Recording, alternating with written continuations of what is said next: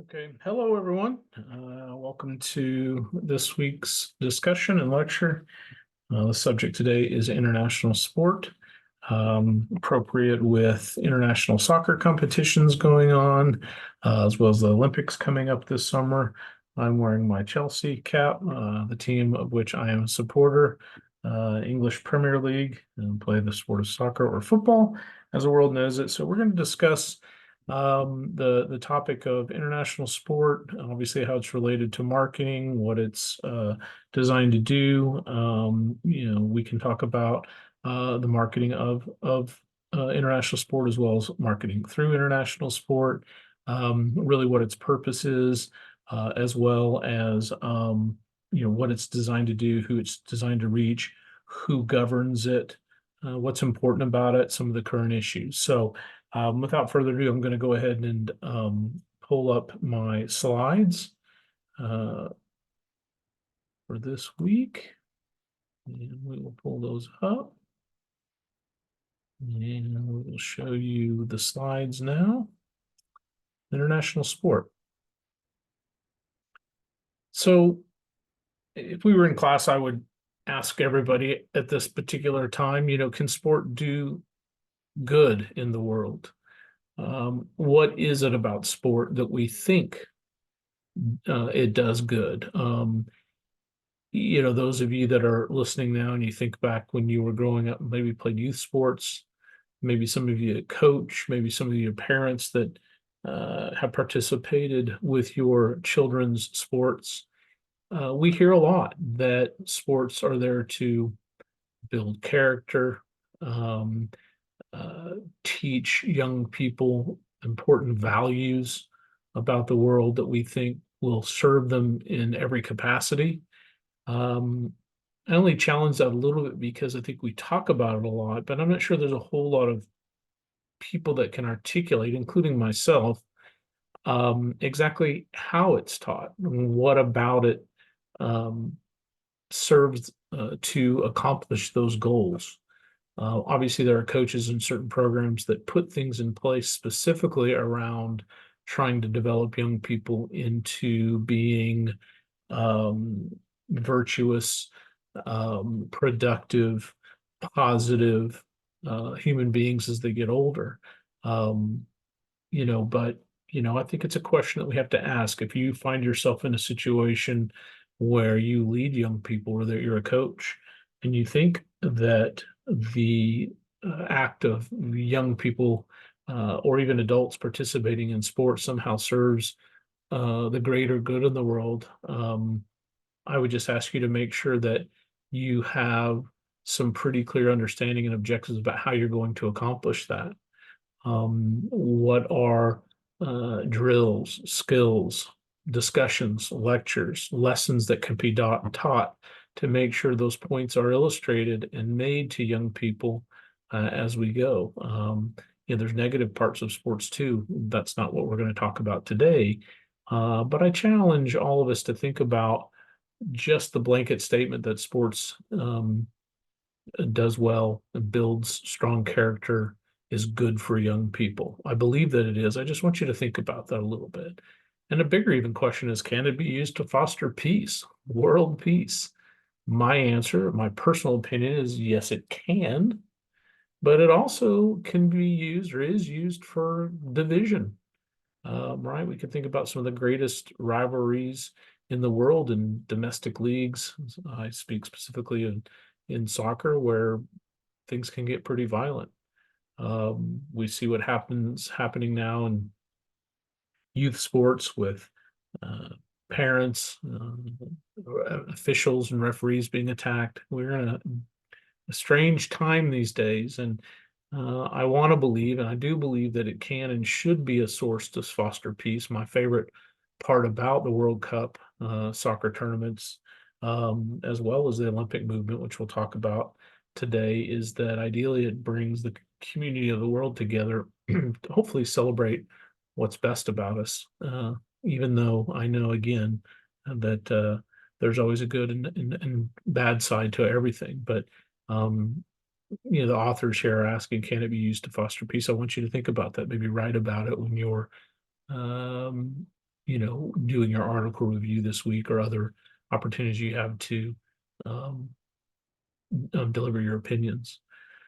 And so we're going to get into these things, right? Sports is increasing in interaction expansion across international borders. We see sports that the United States has exported over the years, and there are, of course, a lot of international sports that are and have become more popular here in the United States. Again, specific, I think of the sport of football or soccer, but there's many, many others. And I like it. We'll talk about technology and how that's brought the world closer together and allows us to be exposed to different cultures and human beings express their culture through all kinds of ways, and sport and competition is one of them. Again, technology advances the world. Ideally, it's supposed to make things better or easier for human beings. Doesn't always happen that way, but it's definitely true that technology, ideally satellite communications and internet technology and mobile devices, have allowed us to gain exposure to things that maybe we wouldn't have been able to see 30, 40 years ago, like when I was growing up. One thing we want to make sure is Americans, as I am, is that the globalization does not mean Americanization.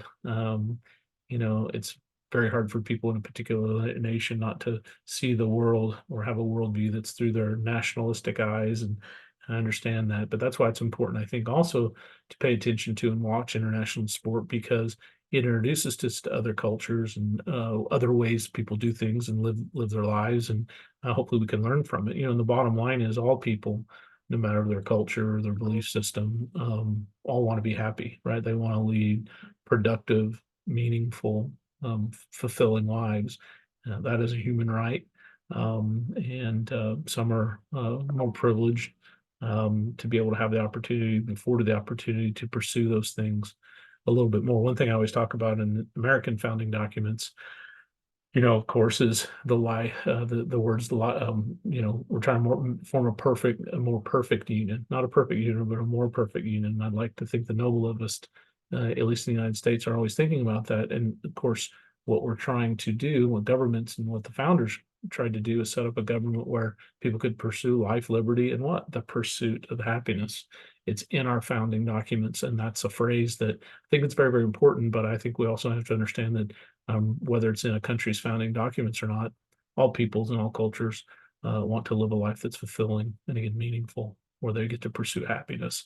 We need to definitely make sure that we understand that the playing field isn't always equal. But those of us that are Americans are happy to export our values, and some of that's taught through sport. But I think we have to be open with eyes and our ears and hearts to try to learn from other cultures as well. We can do that through things like sport. And so hopefully that in its best case, that's what sport does. Because the world has gotten closer through technology, means of communication, reaching other markets, commerce can be had without physically being present. We're teaching, and you guys are in this class right now, and we've never been in the same room together.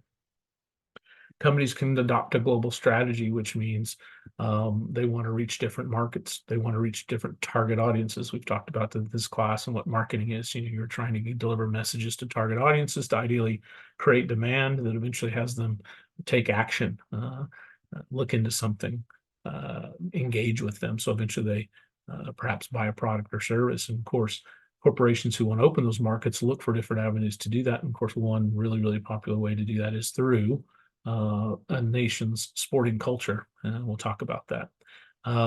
Advances in technology, again, increase the accessibility, which of course drives globalization, right? We feel like, ironically, we're getting smaller, the world is getting more connected, but at the same time, it's also causing friction where we do disagree. And there's always going to be international overlap. And we're all trying to figure out how we manage this planet in a way that we can all get along. And so, some of us, some of the countries, of course, that sort of compete for prominence or power, if you want to use that word, you obviously have a more dominance in the worldwide media through that technology. so that our cultures and our belief systems sometimes are more easily available than maybe other countries that are, of course, smaller or in different parts of the world, don't have the same resources that we do. So just think it's important that we keep a perspective, not only as Americans, but just as people wherever you happen to be from, and understand that, as we come together and as globalization happens, that it doesn't cause friction and tension to cause more division, but it actually hopefully does bring us together. And again, the avenue of sport is, I believe, one platform that is and should be used for that. Don't want to talk too much about the club system. Authors are arguing, they're making the point here that club system is different. In other words, you can be in a club system, you don't have to attend college to play at an elite level. We can think of softball clubs and soccer clubs, and there's other kinds of clubs.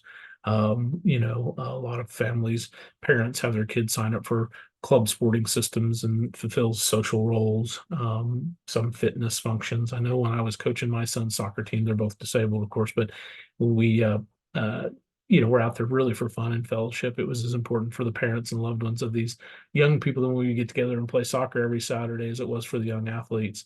And so it definitely was about getting out in the sunshine and moving a little bit and get your body moving and fulfilling these social roles. And it wasn't necessarily an elite level team, but it was very, very important for that. And again, another way in which sport is a vehicle to bring people together and cross bridges.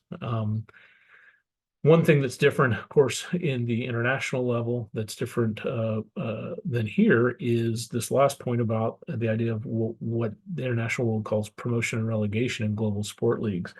Of course, in the United States, our major professional sports are sort of closed system, right?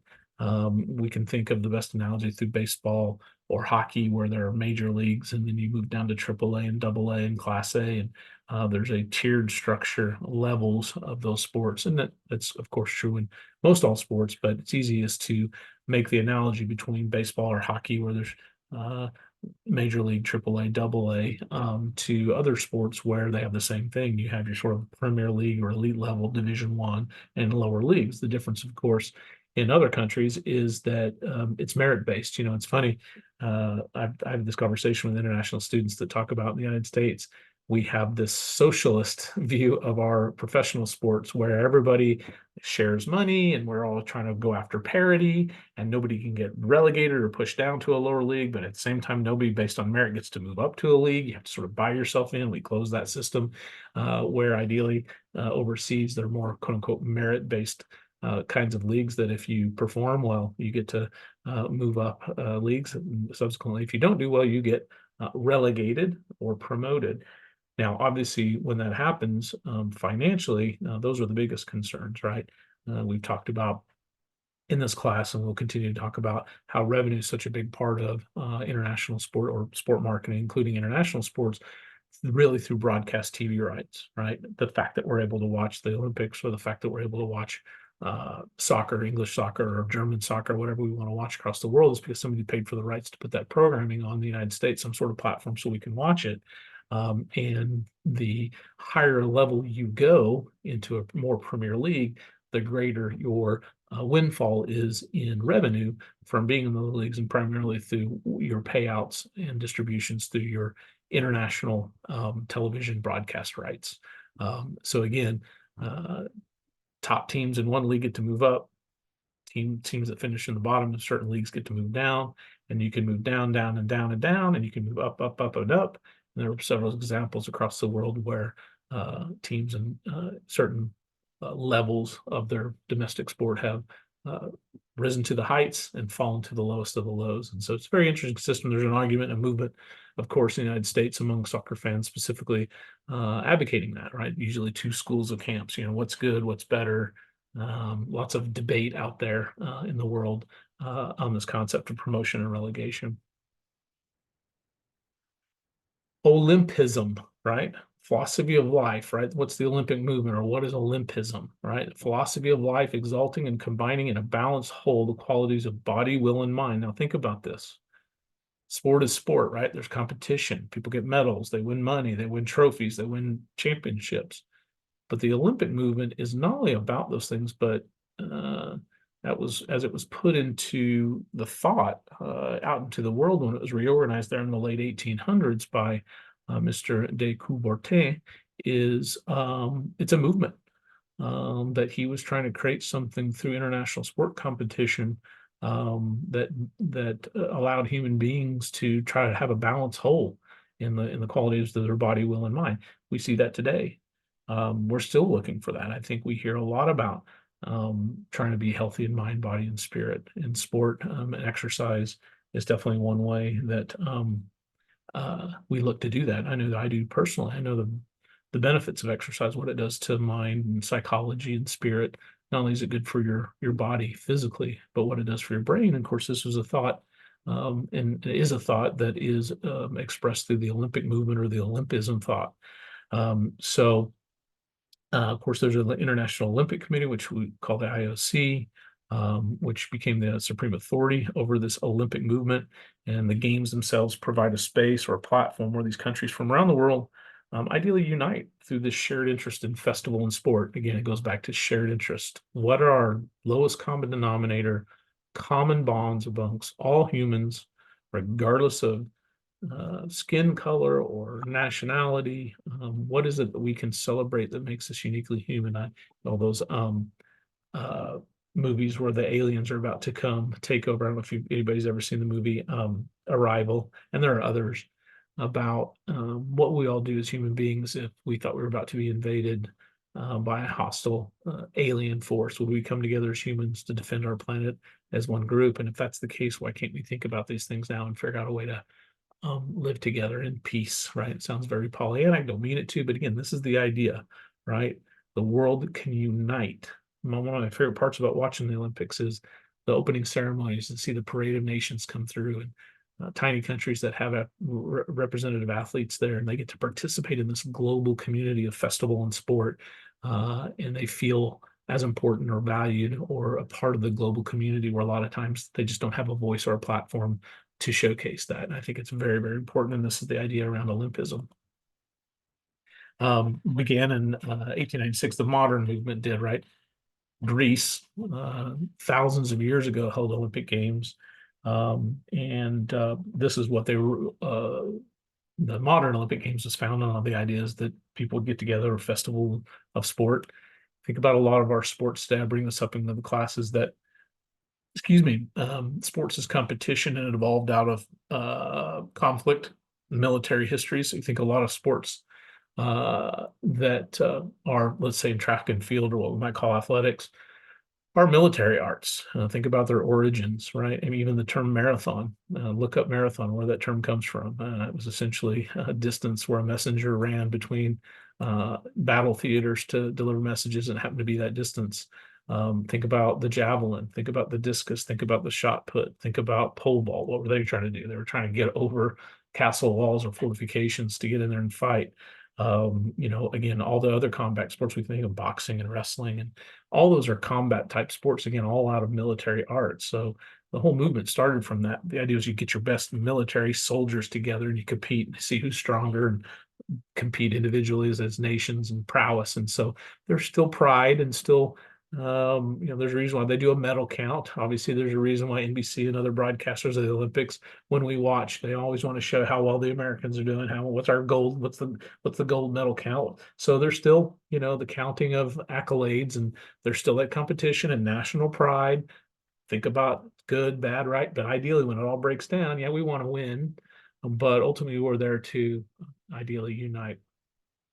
In 1984, when the Olympics were held in Los Angeles, sort of a turning point in the Olympic movement in terms of from commercialization perspective, how people use the Olympics to market their goods and services to a global audience through the platform of the Olympics. It's been there for a long time, but 84 in the United States, where it's held in Los Angeles, was kind of a turning point for commercial involvement at the time. That particular Olympic Games made over $200 million in profit. They don't always make a profit, but it did then. It's just a sort of a line where kind of what we know is what you guys know now is the modern Olympic way things are done, the commercialization of it. LA was kind of the first place to start that. Of course, up until 1992, if you want to participate in the Olympics, you had to be an amateur. Couldn't be a professional. Of course, there was always arguments on whether certain countries like the Soviet hockey team, where they were actually amateurs or were they professionals if that's all they did, you know. But the Olympics realized, you know what, if we want to have the best against the best, we need to drop that amateur status and allow all the best athletes from around the world, whether they're professionals or not, represent their countries and compete. And part of that again was pressure, I think, on trying to keep a global audience, right? Didn't make sense where maybe college kids from one country were competing against amateurs in another country that were only amateurs in name only. And so they thought, you know what? Let's base that on some ego, and let's base that on the ideas we want more people to watch. And therefore, let's drop the amateur status and bring in professionals. Celebrating Humanity was something that started in 2000 to highlight the Olympic ideals. Again, it's always been part of the Olympism or Olympic movement, but we wanted to celebrate humanity. We talk about human rights a lot. The Olympics, of course, are a platform to bring those ideas to popular consciousness through the spotlight every 2 years, whether it be the Olympic Games, Winter Olympic Games, or Summer Olympic Games.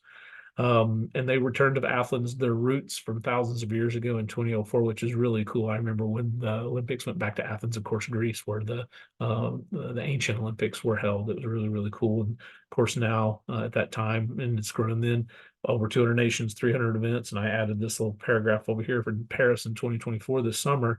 They're adding new sports all the time. Breakdance or breaking is a sport this year, and there's other events that they've added, some related to sailing and canoeing, and then some new women's sort of weight classes in sports. So always looking to include more people, keep up with the times, keep up with the trends, allow more people to participate in this thing we call the Olympic movement. And you do that in terms of athletes and cultures through including more sports into the games themselves. Of course, it's governed by the International Olympic Committee. This is the international governing body based in Switzerland, a country that is known for its neutrality. You should, if you know anything about Switzerland, look up its history, its current history, not part of the European Union. It's a very interesting country. I think it makes sense for the Olympics to be based there. The Olympic Charter codifies the principles and rules, and it has to be adopted by the IOC.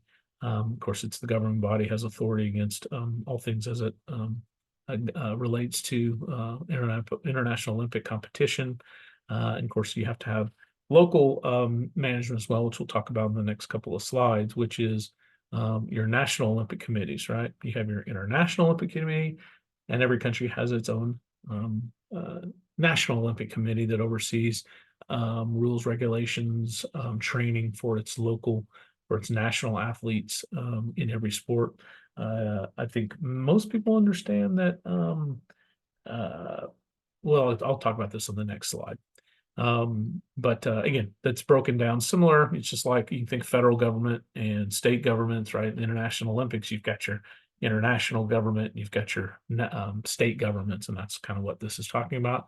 And then there's different organizing committees, and these are the people sort of locally that help pull the games off. You know, that's why they select cities way in advance, is to make sure that people get organized. You have to build infrastructure and sometimes build facilities. And so these are just different ways the games are sort of pulled off in local markets once a city is determined.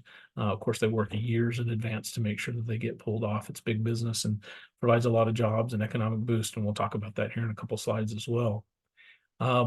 Of course, every sport has its own international federation. Again, I hear talk about soccer a lot because most people know what FIFA is, which is the Federal International governing body for the sport of football or soccer across the world. But the point the slide is making here is that every sport itself has its own international federation. You think of a sport, it's got its international federation that sets its international rules.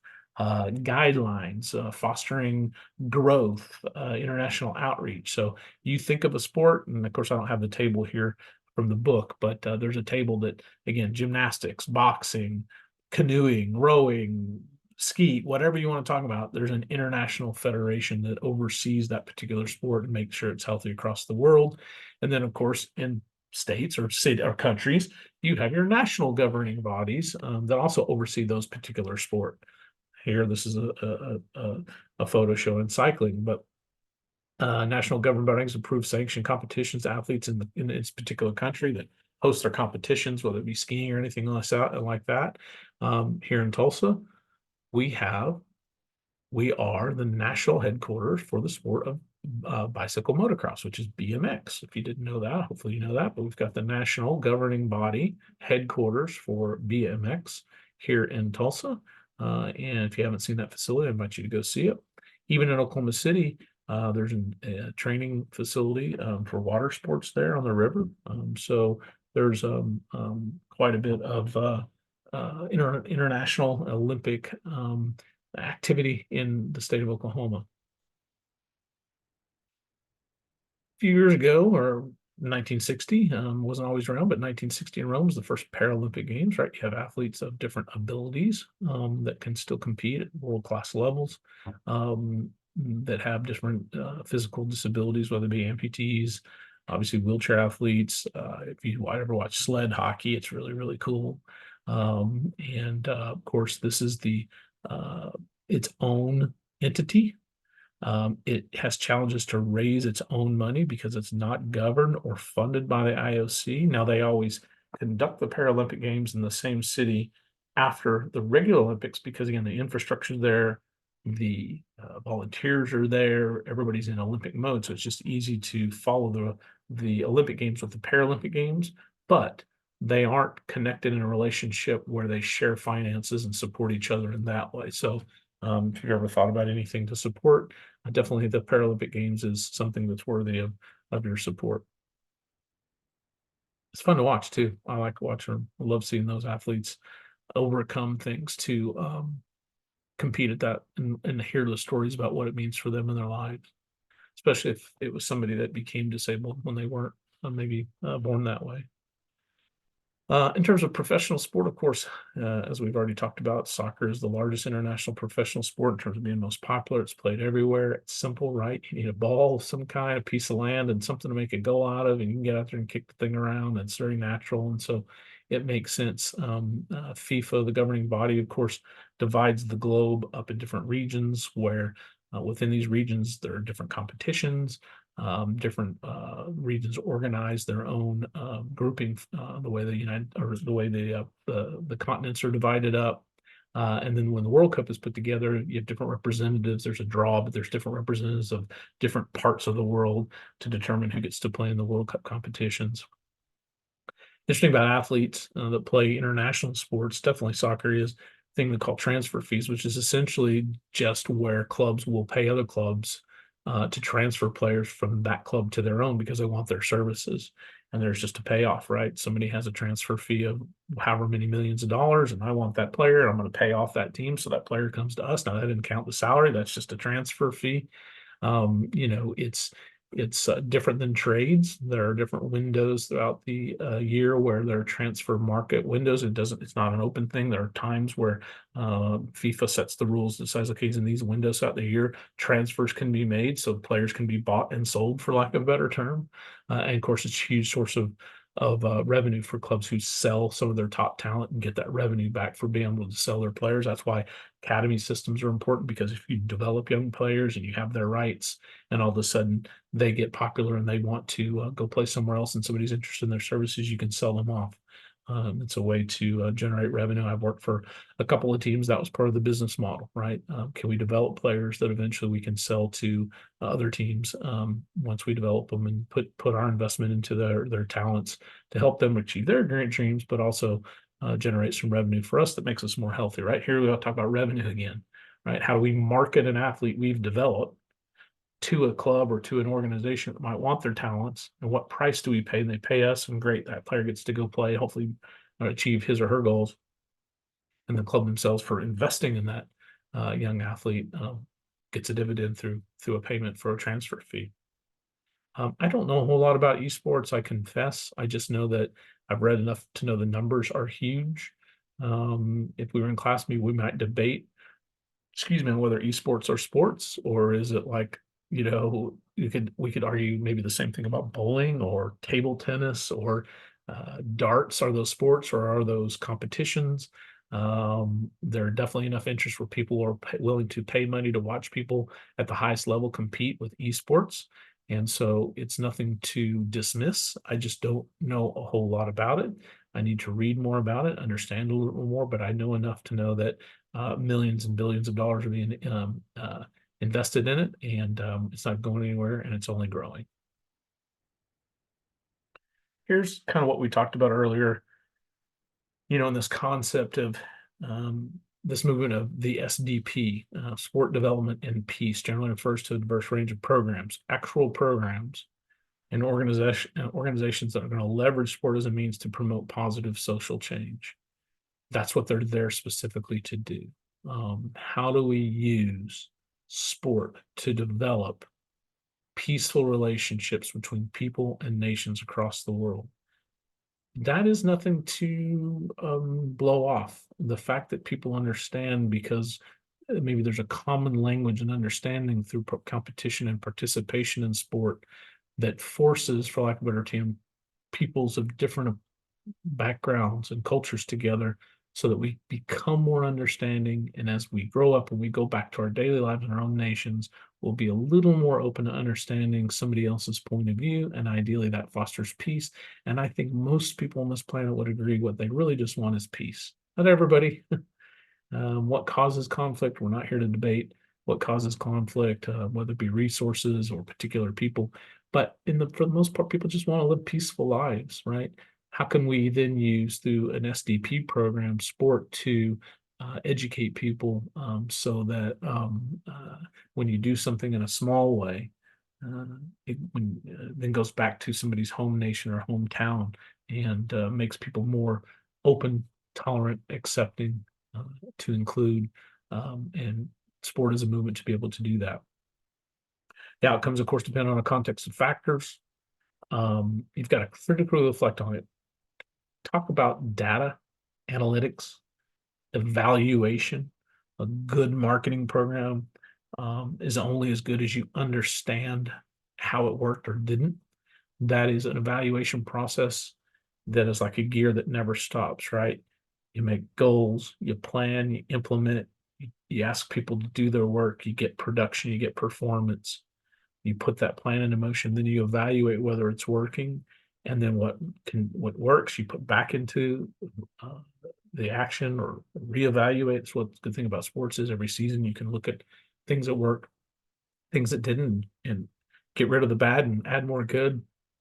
But a good marketing plan does that. No different than something like this, which is if you're going to have these programs, let's evaluate whether those goals are being met.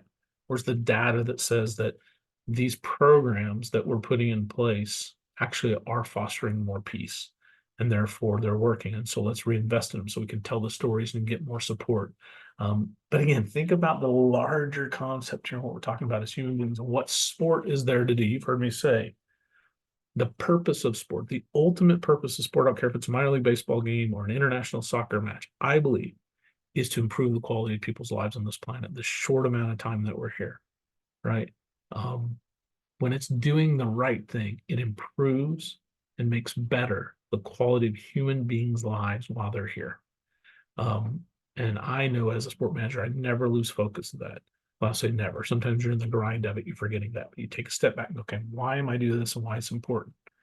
That if I'm going to make it worthy of something, if I'm going to consider it noble work, is because ultimately, when the rubber hits the road, when experiences are being had and where people come together to view or participate in the sport, is ideally is that they want their lives to be better. And everybody wants their lives to be better. And so we just have to have ways to determine whether that's happening or not. And if not, figure out ways to make it so. That only works if you care, right? Care is a huge part of the motivation factor. If you don't care about anything, it's hard to then care about whether anything's working or not because you just don't care. So one would have to decide whether you care enough to do these things, and if you do, that's where the hard work comes in because then your emotions are involved, right? And that's where it can get exhausting. But there are limited resources and funding for SDP programs, and again, that's why you have to tell the stories. Hey, man, this is working, right? If you're going to go ask for a donation or a corporate sponsorship, a marketing sponsorship, or anything that you want a program like this to be supported, you have to have the data to show, you know what? No, this is working, and those that care about it will invest in it and continue to make it healthy. those of you who are thinking about a career in sport management, sport marketing, sports communications, of course, there are just all kinds of jobs that you can do. And you have to find out where your particular love or niche is. But if you look at opportunities, whether it be marketing or communications or management or finance or almost any other department you can think of, you can find a job in international sport, whether it be for a national sport federation, one of these SDP programs, whether you want to work for a brand itself to try to uh, deliver your messages to sports audiences. You want to work for a national Olympic committee or a local governing body. Want to work in professional sport leagues, which is what I've done. There are just all kinds of jobs, all kinds of organizations and platforms for you to be able to have a career in. What the particular career is in those for those organizations will be determined on what your interests are and what you like, what you're good at, right? If you love finance, there are plenty of jobs where CFOs and accountants and finance managers are needed for sport organization. You can combine your love of finance with sport. If you love to serve people, then maybe sales is your game. Just kind of depends on what you want to do, but there's plenty of jobs out there. What are some current issues? Why in the world would a city want to host the games? Again, if we were in class, if we were all online together, I'd open up that discussion and ask you, well, what do you think the reason is? Ideally, ultimately, it is to generate economic impact for the city. Think of hosting the Olympic Games as a huge marketing campaign for a city, for a state. Ideally, it generates tax revenue dollars from visitors coming into the market and spending money to come watch the games, right? And all the different ways that cities make money from tax revenue, from people staying in hotels and buying gas and food and going shopping while they're there, or the fees and taxes you might have on the tickets themselves to go watch these events, and all the money that's exchanged through Uber drivers and just everything that is this concentric circle of connections within a particular market ideally boost the economy of that city while it's there. So ideally, you host an Olympic Games to do that. And there's a residual effect after that, which is because your city is on television for 2 weeks solid, and if you have the broadcast partner doing different cultural pieces within the market, it's an advertising piece. The idea that even if I'm not at the Olympic Games now, I might say, well, that looks like a cool city. Maybe on the next time I plan a trip to visit, I'll want to go visit there because I learned about it watching the Olympic Games. So it's just a big focus marketing platform for a city. Challenges is, of course, it doesn't always work out where the money that you invest into hosting Olympics, you see that money coming back in terms of turning a profit or a windfall from that. And even if you break even or lose a little money from hosting the Olympic Games in your city, then again, you're hoping that it's going to pay dividends, or you at least can justify it from a marketing perspective that all the exposure time you get on TV has actual value, the dollars you can attach to it. And you can say, you know what, hey, we spent $1 here to host the games, but boy, we generated $3 worth of advertising value from our city being on television for 30 weeks. And hopefully that will pay dividends down the road through investment for companies coming in that maybe saw an opportunity to move in here, or again, tourism, sports tourism, of course, is a huge part of one's local economy, as it is in Tulsa and so many markets. And so that's what kind of the slide is saying, that there's been sort of decline in hosting Olympics because it has an negative economic impact sometimes, and political fallout. A lot of infighting about the haves and the has-nots, or who's going to get what, who's not, and just you can imagine all the dealings that go on and trying to figure out who's going to jockey for position when a Olympics is coming to one's city. Another issue, of course, is climate change. Its impact on the Winter Games. Again, we don't have to go too far on that, but there's just some of these, again, current issues. There's definitely been some things about host countries with questionable human rights records. We can think about China in particular, obviously the second largest economy in the world, largest country in terms of population, a huge power on the planet. But, we as Americans and others might consider have questionable human rights. And is it right to allow them or grant them the right to host the games if their human rights records are not in order. And of course, there have been countries that have boycotted certain things. You can think about the 1980 Olympics when Russia hosted, was it 1980? Yeah, the 1980 Summer Games, I believe Moscow was hosting, and the United States didn't send a team to because of political conflict. So, unfortunately, sometimes the Olympics can be used for geopolitical power positionings as well, used to make statements about countries that might disagree on things like world power and world economies. And the Olympics can sometimes be kicked around like a football amongst politicians. It shouldn't, but I can understand why that happens sometimes. But again, one issue is again, look at this wasn't the Olympics, but the World Cup was hosted in Qatar, and there were a lot of people that didn't like that. They thought that that country maybe had a questionable human rights record, maybe didn't believe in culturally how it treats certain members of society, and thought maybe it wasn't a good idea to allow them to have that platform. Of course, if you remember watching the World Cup when Qatar was hosting, boy, they did everything they could to polish their image. Boy, there were so many different human interest pieces, and them talking about why one should come visit Qatar, what a beautiful place it is, and sure, we want you to come visit, after the World Cup is over, and it's a great city, and won't you come and check us out? And so we're left to make our own evaluations about whether we believe that or want to, and of course, we all make our individual decisions about whether that has an effect on us or not. But at the Olympic level, there's definitely questions about, hey, should the Olympic Committee grant Olympics being hosted in a city, in a country where there are some of these controversial issues, which is exactly what we're talking about here, right? The sport organizations such as the International Olympic Committee recognize sport as a human right, the right to participate in sport, the right to be able to pursue a life of sport as a right that's to be protected and respected, right? And there have been different human rights ambassadors over the time. The slide and the authors list a few people here, as well as maybe some movements that get a spotlight or an opportunity to be promoted through the Olympics or through the World Cup or any other international competition. I know a lot of people don't like to mix socioeconomic or socio-political issues with um, uh, highly visible platforms like international sport or a music awards or ceremony or the Academy Awards or something like that. People don't like it when athlete or actors or musicians or athletes use the platform to try to make a statement.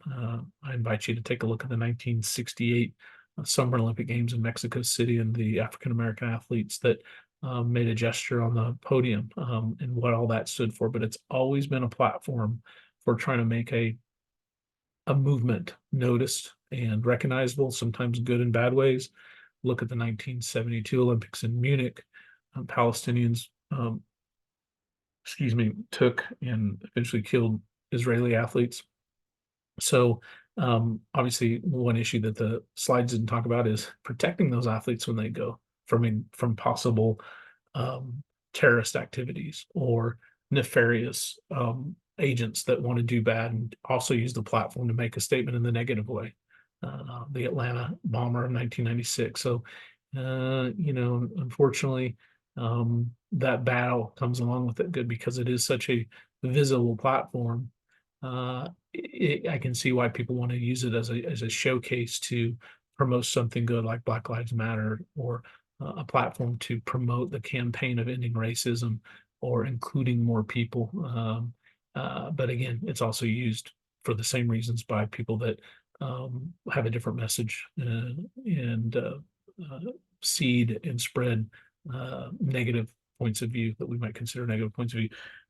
This last September, I took a trip to England to go play golf with a friend of mine, and we saw some music, but we also went to one soccer game in Watford, England, which is in Hertfordshire, which is northwest outside of town, London. And I got to the stadium, and it was a rainy night, but it was a beautiful experience. We walked to the stadium, and this is this wonderful stadium. Sir Elton John is a part owner, and I walked in there and I went down and set my seats on a lip in the corner, something I didn't know, and they had I forget what a sign said, but something like said sensory corner or something like that. And I thought, well, what is that? And I asked the gentleman next to me who's English, and he goes, oh, well, we're the first team that actually built a section of the stadium to try to make sure that people with autism or special needs were included, and therefore people that were on the spectrum, if they came and felt that the stimulus of a soccer game was too much for them, they could go up there in this area and take a break and get away, or loved ones of people with disabilities that wanted to enjoy the game had a safe place to go. And I thought, okay, that's right up my alley, right? That's the idea of inclusion here, using sport as a platform to promote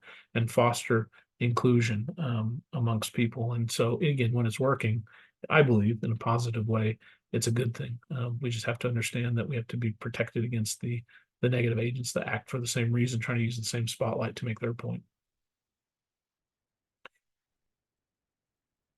In areas of conflict around the world, the International Olympic Committee has made a commitment to try to allow people to represent themselves in their country, even if their country's war torn, or there's no organized government, or it's has other conflicts, maybe from drought or flood or famine, to allow athletes from those countries to be supported and participate in this global gathering of humans. So the IOC established this refugee Olympic team that competed for the first time in 2016, which I think is a great thing, right? And it offers 5 primary ways to rehabilitate refugees that they're dealing with trauma, help them with their living conditions in the refugee camps, and some of these other things here that the authors mentioned. But again, using sport specifically around the international ideals of Olympism to foster good, do something good, using that platform to help people that by no circumstances of their own doing find themselves in these kinds of areas, but still maybe want to compete, represent themselves in their country and their communities, their culture on the international stage through sporting competition, which is a good thing.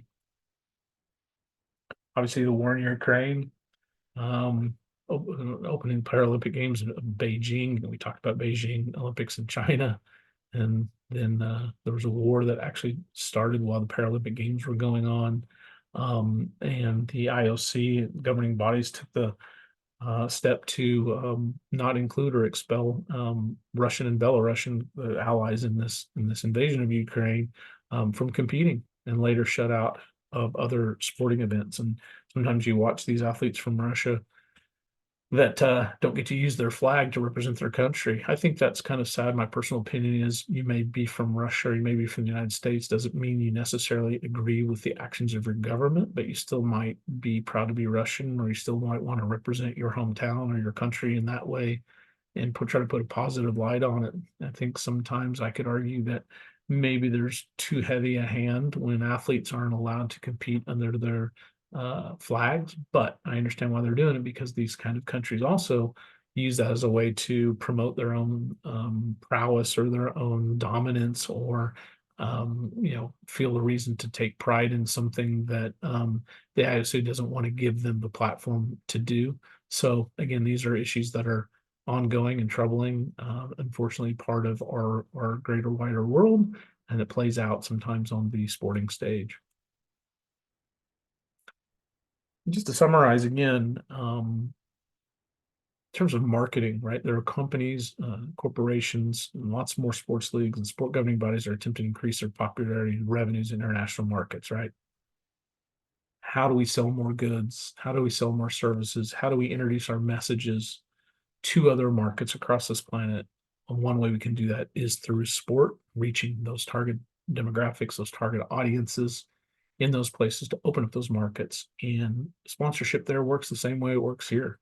The articles you guys are going to read touch on these things, and so I want you to pay particular attention on how things are similar in the United States and other countries for corporations, and what sport is trying to do, what its goals are, what sports marketing's goals are. When companies, corporations, brands decide to invest in sport marketing, campaign or platform? What are the goals, right? And what's similar? Maybe what's different? But it's definitely true that sport is being used as a vehicle to reach more people with those messages. That's good, gives us more choices, but also sure does clutter the marketing space. I don't know about you guys, but every device I have, I've got 3 computer monitors here, and I got my phone, and I got just like messages come in all the time. People trying to sell you something. What's real? What's not? What's the best way to eat? What's the best exercise for doing this? It's just like it's overwhelming, isn't it? How do we do enough research? And you research, how do you know who's telling the truth and who not? So it's good that it allows us to see more things, opens up more markets, gives us more choices. But again, there's always a yin and a yang to everything. There's always good and bad. More choices also means more choices, more things to weed through, and sometimes it can be overwhelming. I know I am. Obviously, technology greatly enhances the ease in which we as sport managers, you eventually as sport managers, can introduce products to foreign markets. Again, think about the international marketing of the NBA or the NFL or any other American sports, exporting what we do, but also those sports in other countries, then importing what they do. This year, the International Cricket Committee is hosting the T20 International Cricket World Cup, and it's being co-hosted by the West Indies in the United States. So the United States will be hosting a few of these cricket matches, and there are cricket stadiums being built. So think about the sport of cricket, which I find is fascinating. And I love watching Aussie rules football, but I'm that kind of guy. I like watching things that are weird or different. And so I look for those kinds of things. Well, technology allows us to do that, right? Satellites in the sky and fiber and different things allows us to see these images and hear these things across the world. And corporations and professional sports and leagues and events are attempting to improve the global appeal of their products. Again, what's the point of it all? Sports deliver an audience. Sports events, sports teams, because we want to watch them, because we want to participate in them, because we connect to them. The psychology behind that, there's all kinds of academic papers out there that you guys can read about. And then I always challenge you about the psychology of sports and why we connect to it. But the fact of the matter is, as we know, simplest thing in the most elementary terms is sports deliver an audience. And where there's an audience, there will always be people trying to get messages to that audience. And ultimately, those messages are to create demand, eventually to get you to take some sort of action, and commerce happens, money is exchanged, and the companies are healthy. So people compete for popularity. People compete for your eyes. People compete for your ears. And eventually people are trying to reach your hearts and minds. You'll hear me say it over and over again. That's the idea around marketing, right? Buy my product, buy my service. I hope I deliver on those promises. And if you like it, you'll continue to buy from me. And now my company's healthy. Now, what I do with the health of my company, that's a debate for another time. But if you think about trying to get your products and services in front of audiences, sports is one of, if not the most powerful platform in which to do that, because of the affiliation and the emotional connection that we as fans have to our favorite teams and athletes and sports and events. And that's just a fact. Again, scientists and research will tell you that. And there's papers out there you can read on it. But that's why sports sponsorship is powerful. That's why it's expensive. It's still a little bit nebulous. It's still a little bit esoteric, hard to grasp, right? Where's the ROI? How do we connect all those dots? But ultimately, when it's serving its purpose in terms of being a spectator sport or entertainment industry, right? Sport as entertainment, which it is, it delivers an audience, but in its noblest purpose, it's helping improve our lives. So never forget that, never lose focus of that.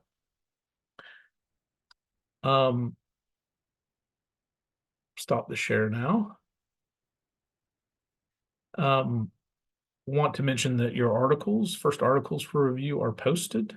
So make sure you go read the instructions, because it's Easter weekend. For those that celebrate Easter, maybe busy this weekend with loved ones and families, or your ceremonies. We'll make the papers due Monday night, April 1st by 11 o'clock. Read the instructions. If you have any questions, send me an email or a text, or give me a call, and hopefully be able to answer them. And again, work on your case studies and other assignments that you have. And again, if you have any questions, just make sure you reach out for me. I hope you found this lecture informative. And again, if you have any questions about any of the content of the material, feel free to reach out. Until the next time, take care.